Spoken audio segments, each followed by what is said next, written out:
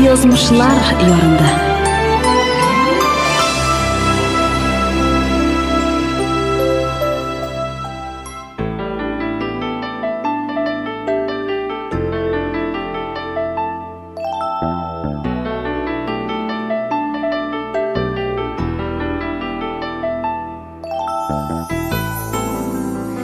Язган булгач хаваттан язмышлар ярында очраштык.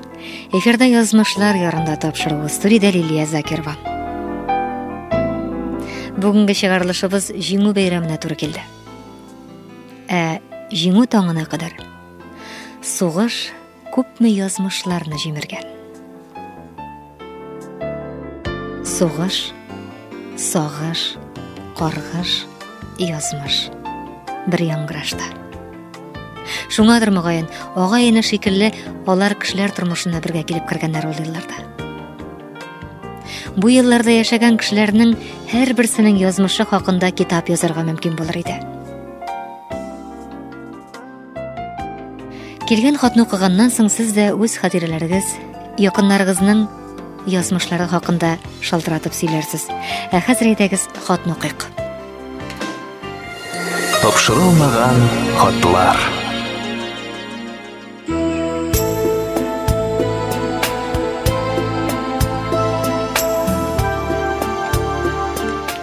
Мин бу хатымны көндә язып салырга риза булыр идем. Ләкин минем хатлар барып җитә торган түгел. Әнием инде күптән гүриясе. Җиңү көннәре җиттеме, әнием язмыш исемә төшеп йөрәкләрем әрни. Хәер, минем әни хакында, аның күңел халәте, кичерешләре хакында уйламаган көнем сирәктер. Ләкин соң инде.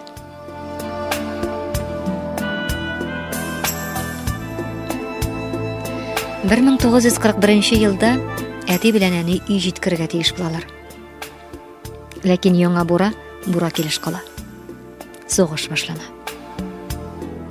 Иске генә өйдә ике баласы белән әни ялгыз кала. Әти сугышның беренче көннәреннән үк фронтка китә. Безнең кебек ачлы туклы көн күрүчеләр меңәрләгән иде ул чорда.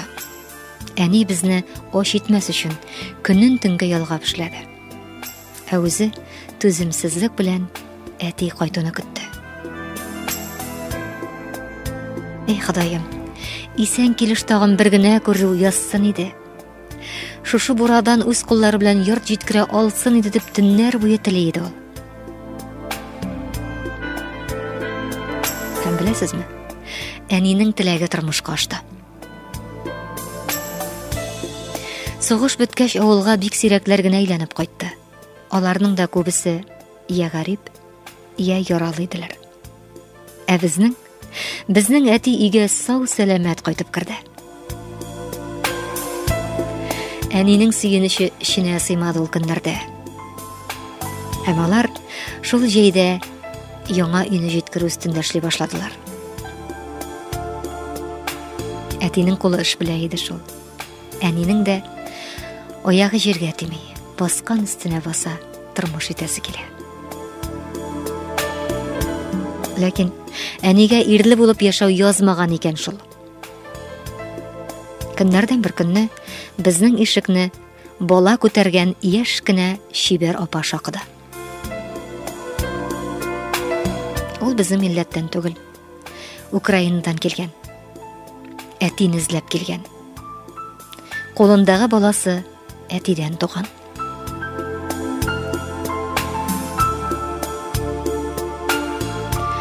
Үзенең әти-әнисе туганнары сугышта халак булганнар. Балабызны үзем генә үстерә алмыйм. Минем торырга да, барырга да урыным юк. Мине ташлама диде ул әтигә. Анда булган хәлләрне язып тормыйм. Нәтиҗәсен генә әйтәм. Нәтиҗәдә әти яшь хатынны алып, бездән 3 көнә йорт ераклыкта урнашкан яңа өйгә күчте.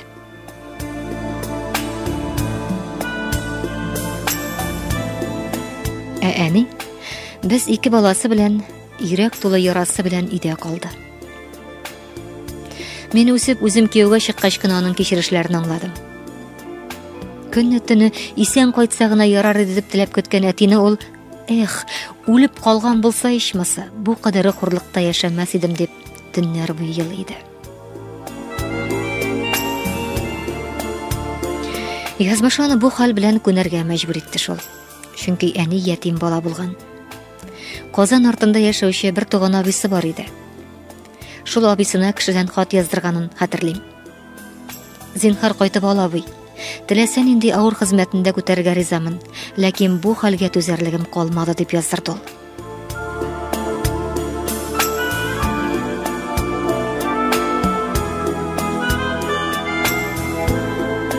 Ләкин көттереп килгән хат сөенечле хәбәр түгел, көйнечле хәбәр алып килде. Абыйсы агачка басылып үлеп киткән.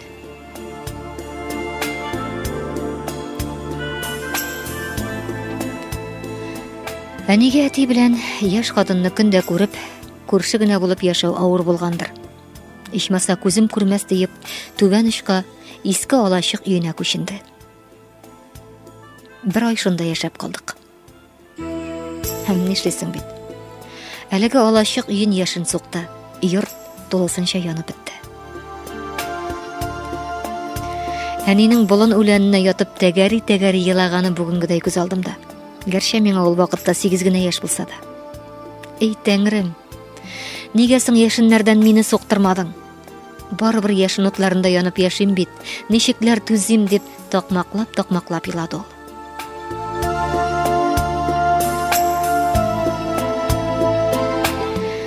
Без кабат үзебезнең иске йортка кайттык. Дөрес, әти сүзендә торды. Безне ярдәменнән ташламады, ике йортында тартты ул. Малларга ризык, утын әзерләү дисеңме, бар да аның өстендә иде. Яшь хатыны Марус апа әкренләп кенә татарчага өйрәнде. Ул бик тә чибәр, чисталык яратучы, гел көлеп кенә торучы ачык йөзле хатын иде. Безгә дә караңгы чырай күрсәтмәде. Әни аларга кирип йөрмәскә кушса да, без алар өенә тартыла идек шул. Чөнки һәр вакыт тәмле ризык, чиста юган йорт, ачык йөз каршылай иде безнең дә.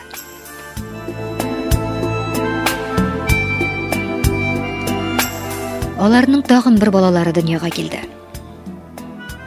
Йөкле Марус апаның чишмәгә суга киткәнен тәрәзә аша карап торган әни мич арасына кирип сыгылып төшеп елый иде. Беренче елларда әнинең күзеннән яше кипмәде. Шуңадыр безнең өй нигәдер шыксыз, салкын, ямсыз булып күренә иде.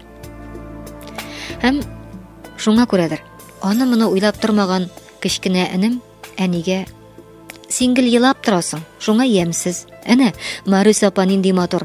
Әгәр дә тагын еласаң, без аңа күчәбез дә, алар белән яши башлабыз", дип әнигә әйтте дә салды. Шул вакытта әнинең хәләте һаман да күз алдымда. Колындагы тостымал пишмагын тишенә кысып, траташ басып торганнан соң, бераздан тостымалны сәкегә бәрде дә йөгереп чыгып китте ул. Миндән яртыннан чыктым. Ул абзарга кирип иштән килә белән бикләнгән. Мин абзар яргыннан карыйм.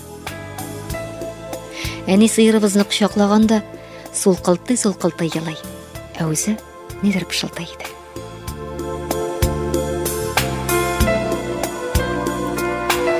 Бу минем бала чагымның иң ачык сакланган хатирәсе. Шуннан соң әнинең күз яшын без күрмәдек. Мөгаен ул үз-үзенә сүз биргәндер. Без аңа яшәү өчен тәргиш булганбыздыр. Күрше апага сөйләгәнне ишеттем. Әнә, балалар да әтиләр янына күчәбез дип куркыталар.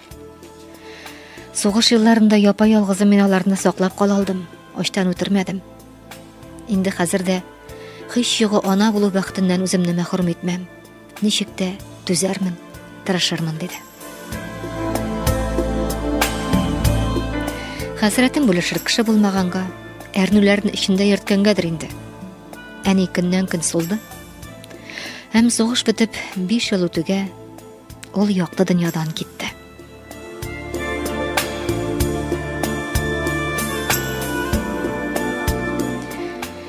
Без ике баланы әти белән Марус апа карап үстерделәр. Мин аны да, әтине дә гаепләп язарга теләмим. Бары тик әниемнең өлешенә тигән язмышы хакында гына кат-кат уйланам мин. Каһәр суккан сугыш дип сыкранган чаклар исемдә. Үләр алдыннан васыять итеп калдырган. Гәүдәсен иске зиратка, үзенең әнисе янына күмүләрен сораган.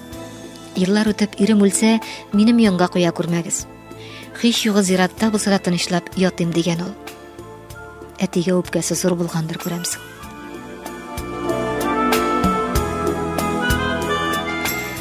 Бүген инде алар өчесе дә исән түгел. Әти белән Марис апа каберләре бергә. Әнинеке икенче зиратта. Барган саен әниемнең ташын сыпырып елыйм. Бала акылы белән аны аңламыйча рәнҗеткәнебез өчен гафу сорыйм. Һәм минем бу турыда кино төшерәсем килә. Татар хатын кызының сабырлыгына дан булыр иде ул.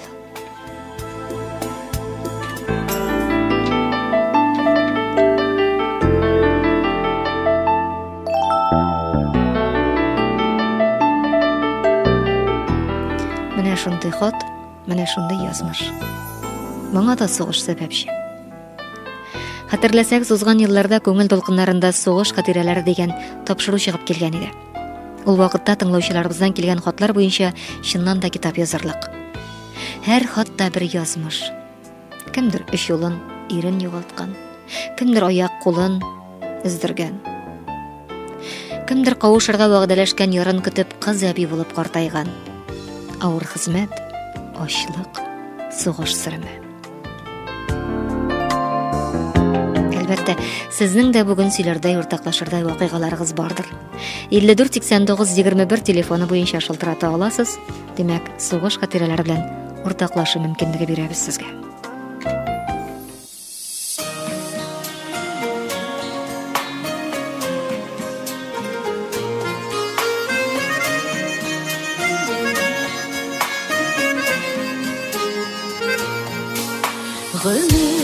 Гомерлеккә алган ярамда син, йөрәгемдә калган ярымда. Әрнүләре бетми, йөрәгемнең син калдырган яра җанымда.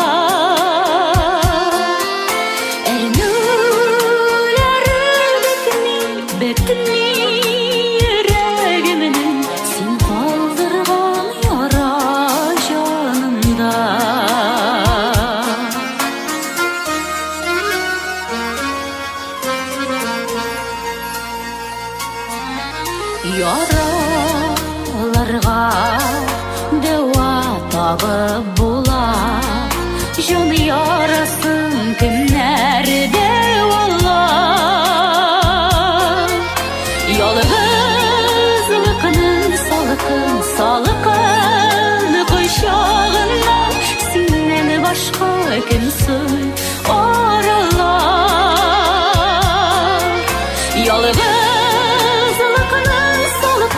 Салкын кочагында синнән башка кемсең аралар.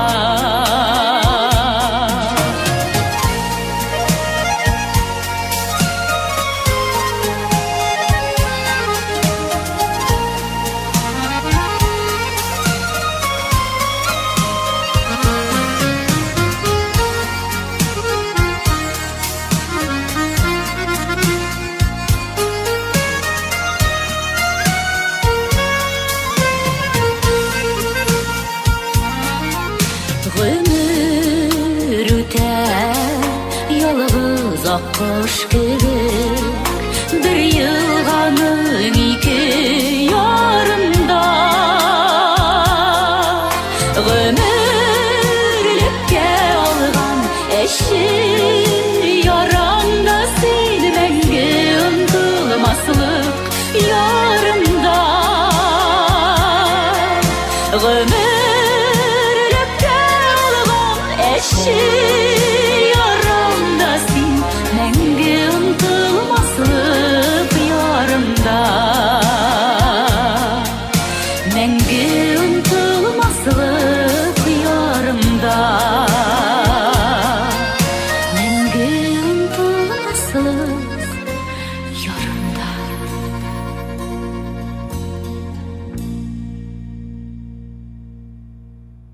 Язмышлар. Нинди генә язмышлы кешеләр юк. Исемнәре телдән төшмәгән дисеңме? Күктә атылган йолдыз кебек ялтырап сүрелгәннәре дә. Дулкыннардай ярдан ярга бергәләнеп тә сынмый, сыгылмый калганнары да. Ә сезне язмыш ничек сынады? Язмыш шаяртамы әллә без ялгышабызмы? Әлеге сорауларга җавапны язмышлар ярында тапшыруында бергәләп эзләрбез.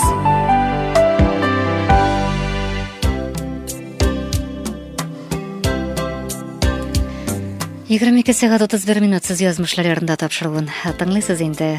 Сугыш җимергән тагын бер язмыш, тагын бер вариант хакында сөйләшеп үттек. Килгән хатны укыдык.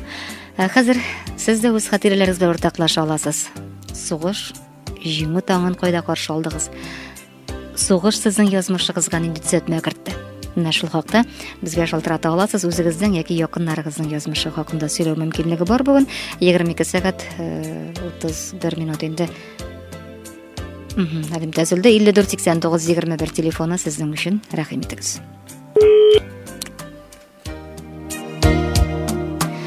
Біздің бұл минутларда үлкеннер де тыңлыдыр, оларға айтыр сөздеріңіз бардыр мұғайын. Езгі тәләкләріңіз шылай оқ топшыру яңғырату мүмкінлігі бар.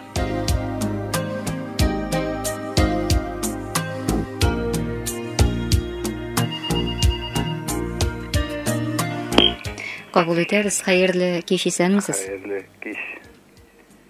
Soğuşu bulmağa degen şekilde meneminde soğuşun icafasın şaktı tatsın diye.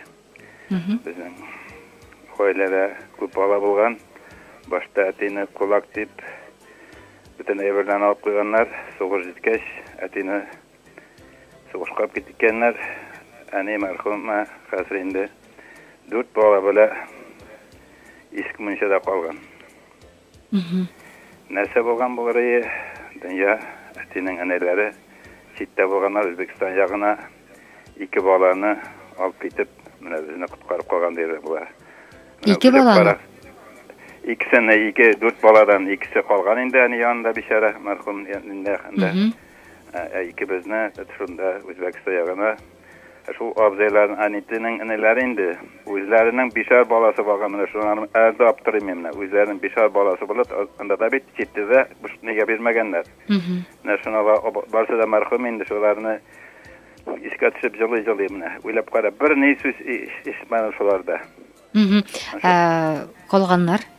Kolganmında iseminde ne kaldığını şun kalkuzda olaytırıp bulaytırıp mına iki apam. Onlar isen sağlar kolganlar. Allah bilse barı biz ite sağ kaldık mına şunu şişkeleyteş mına uylap şun deyik. Sizge bu vakta neşe yaş idi? Mena 2 yaş mına. 2 yaştan aniden ayrılıp uylap karaza. Şunu işteki Fayda Rahmanşaların işten de min jılı gittim. 2 yaştan onadan ona kalneşik bulgan uylap karaza. Ama ayırıp jiberu şulay bit. 2 balalar iş balanın üzerine ayırıp jiberu. Eskitkeş. Şundan da il bile көтәргән зурafat bu.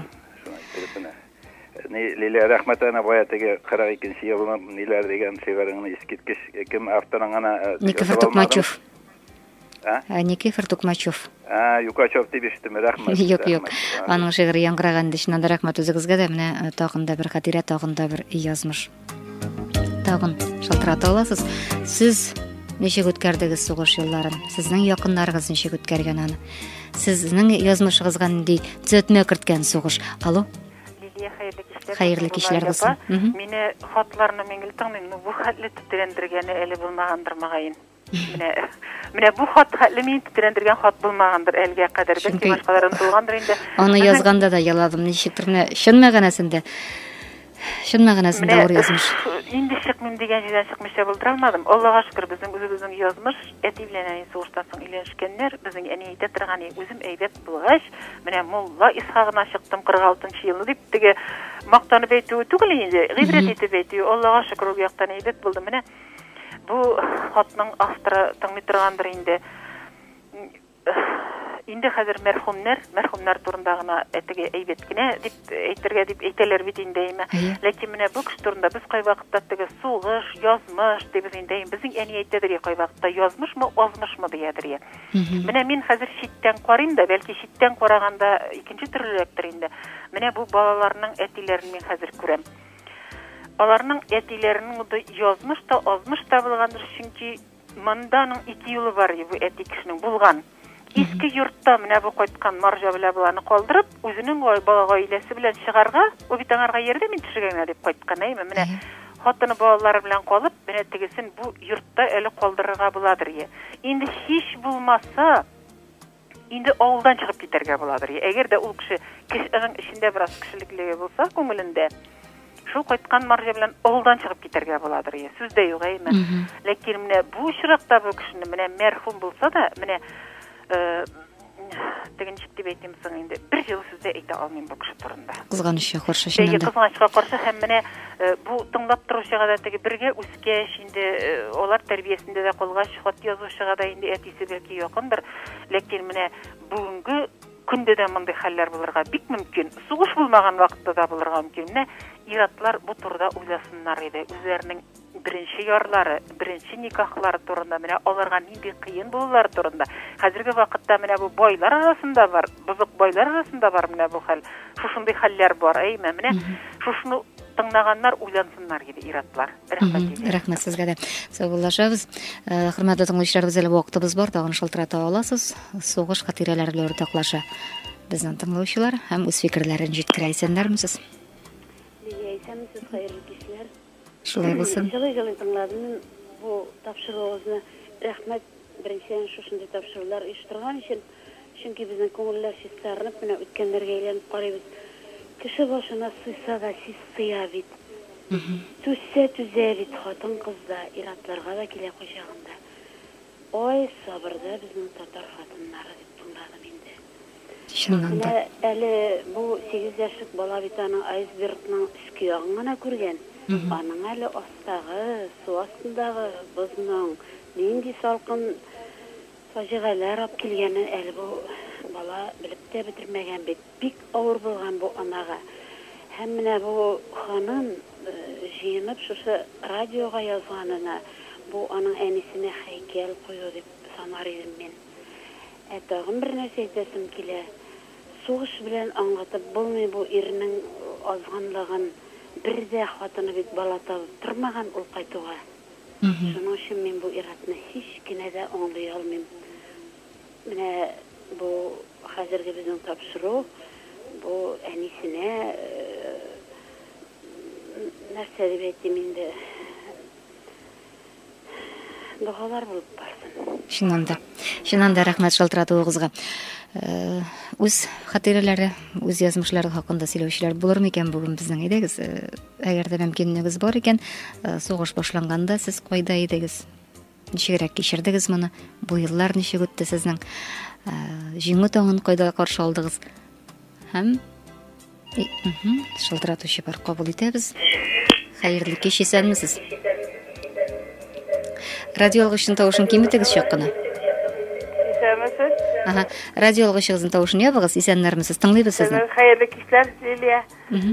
Сыйна минем дә кызым Лилия, исәнәйме? Истәмәйме? Дигән. Менә сугыш вакытында минем әниемнең иртәгә үлгәненә 20 ел, әнкәемнең. Зәкия Банул сугыш вакытында аны белән ди, кебе самый видео без менә бу карап утырдык, карарга гына. Ниләрен шоватасын теге нигә кар белән дияник әнкәем сөйләде, әнкәем юк инде хәзер. 93 ел улды, 20 ел әгәнне. Шоватаны койрып ди, тавана койрып ди, тавана төште ди, теге аны белән. Тиресе белән әнкәем. Мәсул кызым кешегә сөйләү нинди безне яшьләр синем әле кызымдыр, кызым. Синемдер инде. Мин инде миңа 62 яшь. Әнкәем үлгәнгә 20 ел. Менә иртәгә Алла берсә, Ходай кушса, иртәгә җомга көн синемне буядыйлар, зиярәткә барып киләбез. Җаным, сине рәхмәт шалтыратуыгызга. Шок кына вакыт калды, тагын бер шалтырау кабул итә алабыз, әгәр дә мөмкинлегегез бар икән, рәхим итегез. Шуннан да инде безнең бүген тыңлаучылардан шушы хатирәләр белән уртаклашуысы килгән иде, аларның үз язмышларын сөйләгәннәрен тыңлыйсыбыз килгән иде. Алло? Алло. Тыңлыйбыз сезне. Тыңлыйсызмы? Хәерле кич бәйрәм белән. Хәерле кич бәйрәм белән. Мин сезгә бер хатирә сөйләсем килә. Әйдәгез әле. Мин сугыш Сугышка кеткен баланың, отаның баласы. Менә мин сөйлем дә минем туганнарым дагын ят кешеләрдә ышанмыйлар. Миңа 3 яшь туларга 10 көн булган. Мин әтиләрнең өстәл башында 4 кеше, 4 өстәл башында авызларын күтәреп утыргандарын беләм. Мәгайналар җырлаганнардыр инде. Кызарынып бүртенеп, әни пиштән дучмак чыгара. Опа сикереп ойный, ул 7 яшьлек инде. Әни аны куып җибәрә, тагы сикерә. Мен карап утырам. Алар утырдылар, авызларын ачып, күпмедер вакыт үткәндер инде, ансын белмим мин. Бер вакытны шушы йорт яңган, узган ел гына күтәргәннәр йортны. Үзләре кичкенә мунча шикелле өйдә торалар. Йортны күтәреп куйган тәрәзәләр бар, ирәне юк, печи юк, сайгаклары юк. Шул йортта әни 4 бала белән калган. Олыбызга 7 яшь, икенчесенә 5 яшь. Миңа 3 яшь туларга 10 көн калган. Шул хатирәләрне барсын беләм. Шул кара иреп сөйләйләр инде әбиләр. Кара өйдән әти күтәреп алды култык астына. Икенче апа белән 5 яшьлек белән мине. Яңа өйнең баскыч төбенә бастырды. Аппагак. Әби килде дә безне тотты. Әти шул кычаклаган ки икебезнеке култык астына китереп бастырды. Авызын баш түбәмә терәгәнен беләм. Ул үпкәнме инде, ул ниткәнме? Үткәндер инде ул баш түбәсеннән. Шулай итеп, әби безне йортка алып керде. Өйгә алып керде.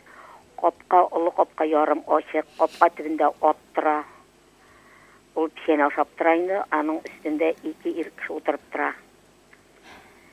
Берсе әти булмагае. Апа шуның алдына чыгып утырды. Ары-бире үреләс, мыекларын тарта, ниләрен кулакларын тарта. Ул бездән алда 3 бала үлеп барган, ул беренче бала булып тора инде, бик кадерле бала булган ул. Әти бер сүз әйтми, шуны 2 кулыңна тота. Шулай итеп, безне әби алып керде, яңа өйнең тәрәзә төбенә бастырды. Идән юк. 2 такта сузылган түргә кадәр шуннан алып килде, култык астына кыстырып, тәрәзәгә бастырып куйды безне. Икебезне. Тәрәзәдән карыйбыз, әби һаман башны бирә. Карагыз, әтиегез китә дип. Апаны күрәм, әти алдында һаман уйнап утыра. Әни шуннан соң килде, бәләки арбаны тартып китерде, атның артына бәйләде, арба артына бәйләде. Баланы алды да биләүгә тергән. Хәер, аңа 1 яшь, ну булса күлмәкстан кертмәгән, хәзерге шикелле, хәзер бит туу белән кертә башлыйлар. Ул биләүдә бәләки арбаны бәйләгәннән соң, бәләки арбадан алып, баланы биләү ние белән сап-сары салам өстенә арбага салды. Арбага салды да үзе менеп утырды. Әби һаман саен карагыз дигәнде. Бөтенесе җылыйлар, җылаганнарын беләм. Шуннан соң әбиен сорадым. Әби, нишләп син җыламыйсың дип. Әби, җылый дип белсеннәр дип әйтеп, силәгәйме алдым да әби күзенә сыладым. Үземә дә сыладым. Апага да сыладым. Сезгә бу вакытта 5 яшь. 3 яшь. 3 яшь. Шушы хәтле барсында хәтерлисезме? Менә мин шуларны сөйлимдәген берсен әле монда атның нинди икәнен беләм, арбаның нинди икәнен беләм, капка ярым ачык. Шуннан күрәм бөтенесен. Авылда абыйларыма да сөйләдем дәген, ышанмыйлар менә шул хатирәне. Ул гына да түгел әле. Хәзер әбинең күзенә төкрек сыладым. Ул бала чага бит инде. Ул шуып чыгып китте, ул әби күзенә эләкмәде. Әби һаман карагыз ди. Әни менеп утырганнан соң булар киттеләр. Әби һаман карый, мин төкрек сыладым үземә дә, әбигә дә. Урам буйлап чыгып киттеләр. Онытылды хәзер. Без чыктык урамга, ишек төбендә беләм, түбә җәелмәгән. Илек вакытлардагы кешеләр генә белә инде аны чыбык җәяләр иде, аның өстенә салам төзәләр иде. Шундай йортлар түбәсе, салам түбә. Хәзер генә аны кешегә аны менә сөйләсәң дә кеше ышанмый ул хәлне. Бер йөк саламны атканнар, кыяга гына капланган. Яртында тагы бер йөк салам бар. Шул саламга хәзер мин менеп, уйнап, шуып төшә башладым. Шушы 5 яшьлек апага әйтәм инде.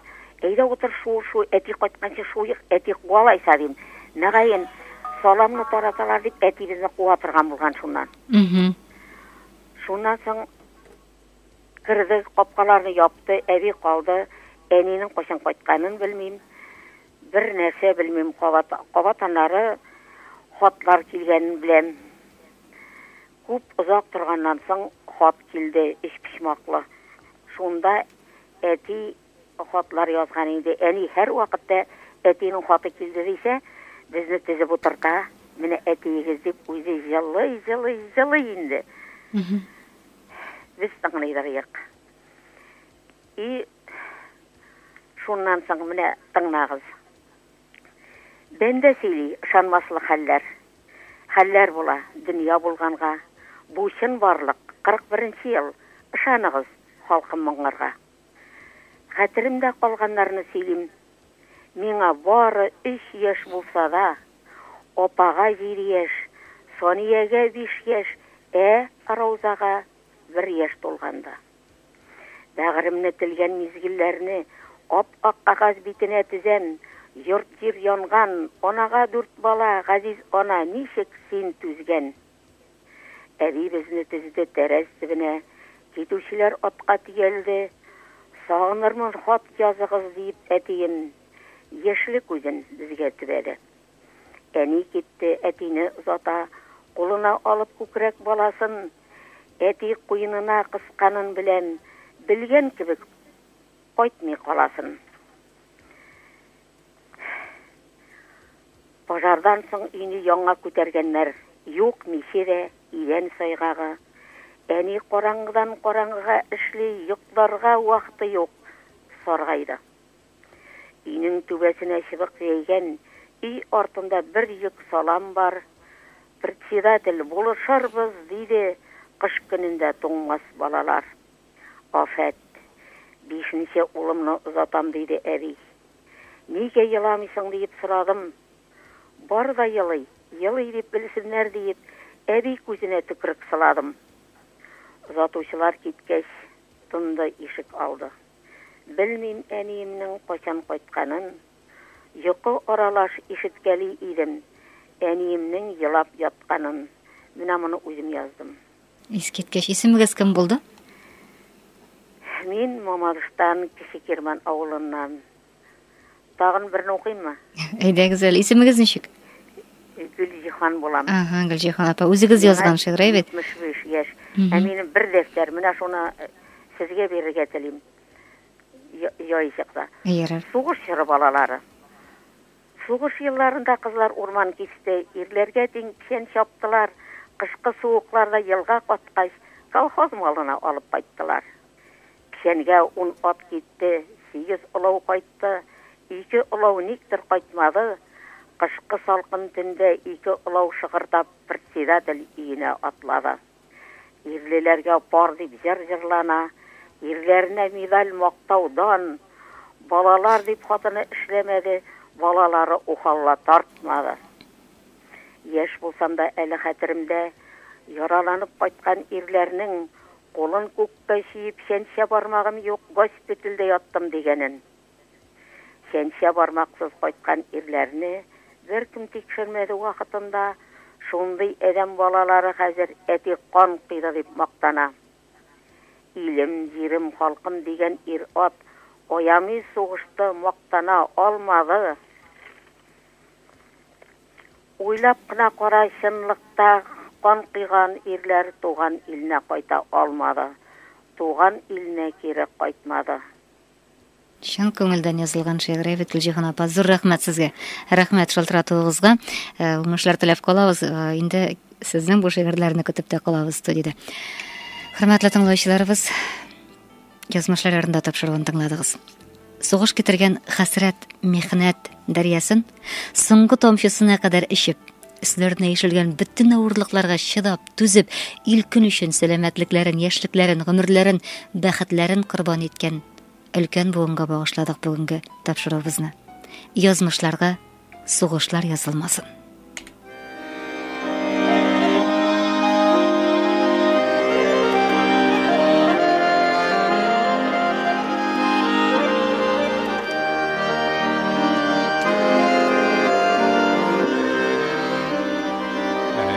yazmış yazmış tuğan jiremene tuğaçta kırgan niğa üstüsü paya varsam da mine şan kanatla İrekli azan aman üskeşe paya varsam da mine şan kanatla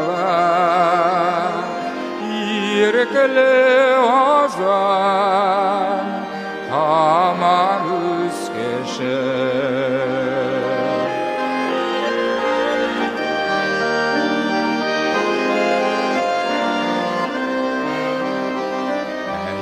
yazmış yazmış dilerim başka bir yeyle min üzeceğimle ayırma mine tuğan ilmine para ikmegen sütülüşeyimle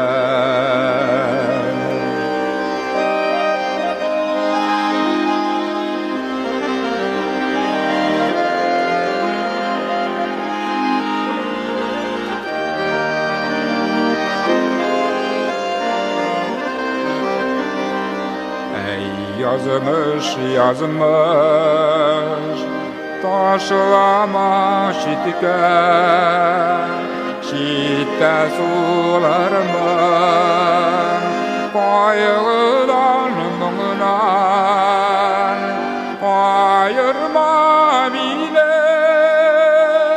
yitürümlere nileşlerimine ayırın arımlar ayırmam ile yitürümlere nileşlerimle ayırın arımlar nileşlerimle